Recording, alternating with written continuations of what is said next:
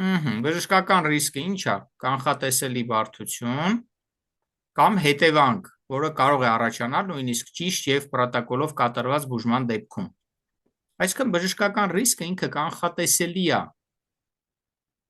Պրոտոկոլով ամեն ինչ գրագետ արեցիր, բայց այդ ռիսկը առաջացավ։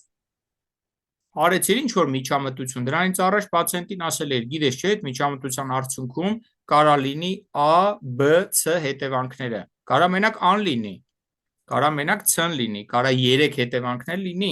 եթե պատրաստ եք 3 հետևանքներ լինել, նոր ձեր թույլտվությամբ, գրավոր համաձայնությամբ, որ դուք տեղյակ եք այդ ռիսկերի մասին, ես նոր միջամտեմ, եթե պատրաստ չեք, խնդրեմ գնացեք հոգեպես պատրաստվեք, մի քանի հատ էլ կարծիք վերցրեք, նոր եկեք, թե չէ ես ձեզ չեմ բանանում վիրահատում։ Դա այդ բժշկական ռիսկն է, որը կանխատեսելի բարդություններ է առաջացնում, որը կարող է առաջանալ նույնիսկ եթե ամեն ինչ գրագետ եք անում։